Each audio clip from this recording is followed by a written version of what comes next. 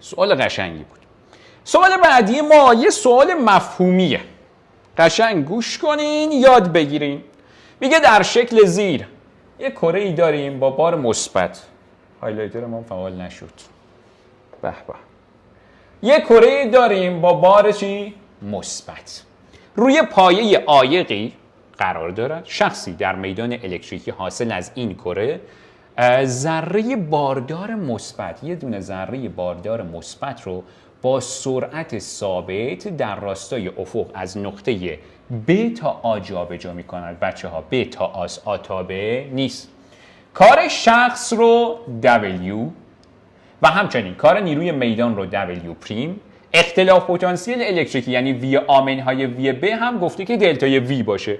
کدام یک از این روابطی که به ما گفته درسته؟ بررسی کنیم ببینیم چطوری میشه. خب عزیزای دل، من 2 تا نکته بهتون میگم، قشنگ یاد بگیرین، این سوال هلو بپر تو گلو حل کنین. این نکته چیه؟ خب نگاه کنین، ما توی جهان هستی کلا 2 تا حرکت داریم. یه حرکت داریم خود به خوده، یه حرکت داریم غیر خود به خوده. خب یعنی چی؟ یعنی اینکه اگه شما یه توپی از بالای ساختمون بندازی پایین، خود به خود میره پایین دیگه. حرکت ما خود به خودیه. ولی همون توپو از پایین بیاری بالا، چون تو توش دخالت داشتی، حرکت غیر خود به خودیه. اگه حرکت ما خود به خود بود، انرژی پتانسیل ما کاهش پیدا میکنه. یعنی چی؟ یعنی دلتا یو تغییرات انرژی پتانسیل ما به صورت منفی دیگه، کاهشیه. ولی اگه غیر خود به خودی بود، دلتا یو ما قطع به یقین مثبته، یعنی انرژی پتانسیل ما بیشتر میشه. خب پس شما اگه توپو از بالای ساختمون بندازی پایین، در نهایت حرکتش خود به خود بوده، انرژی پتانسیلش کاهش. ولی اگه برعکسش رو انجام بدی، غیر خود به خود بوده و انرژی پتانسیل ما افزایش پیدا میکنه. این چه کمکی به ما میکنه؟ این یه نکته. نکته بعدی ما که به ما کمک میکنه این سوال خیلی قشنگ جواب بدیم. نکته بعدی ما، اگه یه بار الکتریکی داخل میدان حرکت کنه، همیشه و همیشه تغییرات انرژی پتانسیل الکتریکیش با کار حاصل از اون شخص، کاری که شخص روی اون بار انجام میده، با همدیگه هم برابرن و هم این که هم علامت هستن. اما با کار حاصل از نیروی میدان یعنی W پریم به لحاظ اندازه برابر هستن، اما مختلف العلامتن، یعنی قرینه همدیگه. این مثبت باشه این منفیه، این منفی باشه این مثبته. حواستون رو جمع کنید. خب حالا بیاین جواب سوال رو بررسی کنیم. کره‌ای داریم با بار مثبت. خطوط میدان از بار مثبت خارج میشن. پس یعنی میدان ای ما به این سمته. خب ما یه دونه بار مثبت داریم، یه ذره با بار مثبت داریم، از نقطه B حرکت میکنه به سمت نقطه A.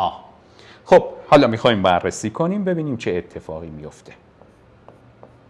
مورد اول ما باید بررسی کنیم حرکت ما خود به خوده یا غیر خود به خوده. میگم خب یه بار مثبت دارم، داره در جهت میدان حرکت میکنه. یعنی چی در جهت میدان حرکت میکنه؟ یعنی از بار مثبت دور میشه، داره به بار منفی نزدیک میشه. پس بنابراین در نهایت من میتونم بگم که حرکت من یک حرکت خود به خوده. خب حرکت من مشخص شد خود به خود. حرکت من که مشخص شد که خود به خوده. حالا پس دلتا یو من چه وضعیتی داره؟ دلتا یو من قطع به یقین منفیه. یعنی انرژی پتانسیل من به صورت کاهشیه. انرژی پتانسیل کاهشی باشه، کار حاصل از اون شخص چیه؟ اون هم کاهشیه دیگه، چون با هم دیگه هم علامتن. ولی کار حاصل از نیروی میدان، گفتم با اینها قرینه است، پس این میشه مثبت، یعنی W پریم ما مثبته. خب این دوتا رو مشخص کردیم، W منفی W پریم مثبت. W پریم مثبت، W منفی، یا گزینه 1 یا 2. حالا مونده دلتا وی رو مشخص کنیم. خب بچه‌ها نکته بعدی که بهتون میگم، این نکته رو هیچ وقت فراموش نکنید.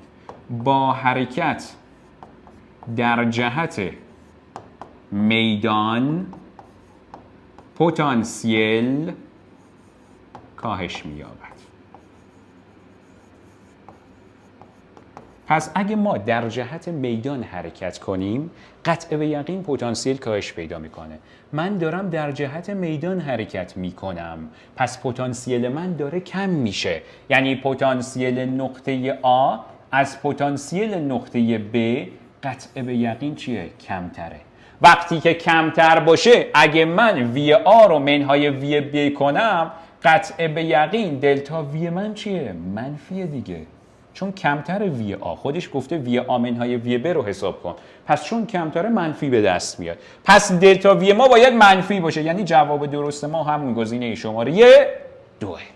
همین سادگی. اینم یه سوال مفهومی که کل اون قسمت رو براتون مرور میکنه. بریم سراغ سوال 4. بچه‌های 11می ممکنه نتونین سوال 4 رو درک کنین و یا قشنگ جواب بدین، چون این سوال با پایه 12 ترکیب شده. پس یه سوال ترکیبی، نگران نباشین. کامل توضیح میدم، امیدوارم که خیلی خیلی قشنگ یاد بگیرید. خب بریم سراغ حل کردن این سوال. هایلایتر رو روشن کنیم. در شکل زیر در میدان الکتریکی یک نواخت بین دو صفحه به بزرگی I مساوی با 2 ضرب در 10 به توان 3 نیوتن بر کولون وجود داره. خب نگاه کنیم، این دو تا صفحه رو داریم، میدانی که بینشون قرار داره یک نواخته، یعنی در تمام نقاط با همدیگه برابر با 2 ضرب در 10 به توان 3 نیوتن بر کولونه. حالا میگه پروتونی از نقطه A، این نقطه، با تندی اولیه 2 ضرب در 10 به توان 5 به طرف نقطه صفحه دارای بار مثبت پرتاب شده، به این سمت پرتاب میشه. چرا به این سمت پرتاب میشه؟ بچه‌ها دقت داشته باشین، این قطب مثبت باشه این سمت مثبت، این سمت منفیه. پس بنابراین از نقطه A به سمت B پرتاب شده. ادامش و در نقطه B که مجاور صفحه مثبته متوقف میشه. وقتی که متوقف بشه یعنی چی؟ یعنی سرعتش به 0 رسیده. اختلاف پتانسیل دو سر باتری هم گفته برابر با چنده؟ 300 ولت. فاصله نقطه A از صفحه منفی چند سانتی متره؟ خب هم بار پروتون رو به شما داده و هم این که جرمش هم به شما داده. 1.6 ضرب در 10 به توان منفی 27. داده ها و اطلاعات مسئله کاملا. بریم ببینیم چطوری جوابش رو به دست بیاریم و چطوری با پایه 12 ترکیبش کرده. خب بچه‌های عزیز قشنگ گوش کنین. مرحله اول ما نگاه کنین، سوال از ما چی میخواد؟ میگه پروتونی رو از نقطه A پرتاب کردیم به سمت نقطه B. حالا چی از من میخواد؟ میگه این فاصله رو شما به دست بیارین. این فاصله رو شما به دست بیارین. این X رو شما به دست بیارین. یعنی فاصله نقطه A از صفحه منفی رو به دست بیارین بر حسب سانتی متر. یادتون نره. مرحله اول. توی مرحله اول من باید یه نکته رو بدونم. نکته من چیه؟ اصلا فاصله بین دو صفحه چنده که من بیام فاصله اون تیکه رو ازش جدا کنم؟ فاصله بین دو صفحه رو چطوری به دست بیاریم؟ ما یه رابطه داشتیم، گفتیم که ای برابر با چیه؟ اگه اندازه میدان بین دو صفحه رسانه رو بخوایم به دست بیاریم، باید اختلاف پتانسیل دو صفحه رو تقسیم بر فاصله بین دو صفحه کنیم. حالا همینو حل کنیم. پس ما میخوایم دی رو به دست بیاریم. اگه بخوایم دی رو به دست بیاریم، برای به دست آوردنش باید وی رو تقسیم بر ای کنیم دیگه. این دوتا رو باز جا به جا کنیم. حالا ادامش. وی اختلاف پتانسیل بین دو صفحه است. اختلاف پتانسیل بین دو صفحه چون به دو سر باتری متصله برابر با همون 300 ولت دیگه. پس اینو برابر با 300 ولت میگیرم. خب ای ما برابر با چنده؟ ای اندازه میدان برابر با 2 ضرب در 10 به توان 3 برابر است با. نگاه کنین بچه، این دو تا صفرش با این دو تا صفر میره، یعنی یه 10 میمونه دیگه. 10 به توان 3 دو تا صفرش میره میشه 10. پس بنابراین این قسمت میشه 3/20. اعشاریش کنیم ضرب در 5 100 ضرب در 5 15 میشه 15 صدم. ولی خب 15 صدم متر تبدیل به سانتی مترش کنیم میشه 15 سانتی متر. پس یعنی فاصله بین دو صفحه برابر با چنده؟ برابر با 15 سانتی متر. مرحله بعدی من میخوام فاصله بین نقطه آ تا ب رو به دست بیارم، از این 15 سانتی متر کم کنم، بعدش اون فاصله اون ایکس رو به دست بیارم. به همین سادگی. ولی به همین سادگی هم نیست خدایی. خب بریم به دستش بیاریم ببینیم چی به چیه. اول از همه بیایم نیرویی که میدان به بار ما وارد میکنه رو محاسبه کنیم. نیروی میدان چطوری به دست میاد؟ F گفتیم به کمک رابطه Q ضرب در E. خب پس بنابراین کافیه که اندازه بار رو ضرب در نیروی میدان کنیم. اندازه بار پروتونه. بار پروتون چقدره؟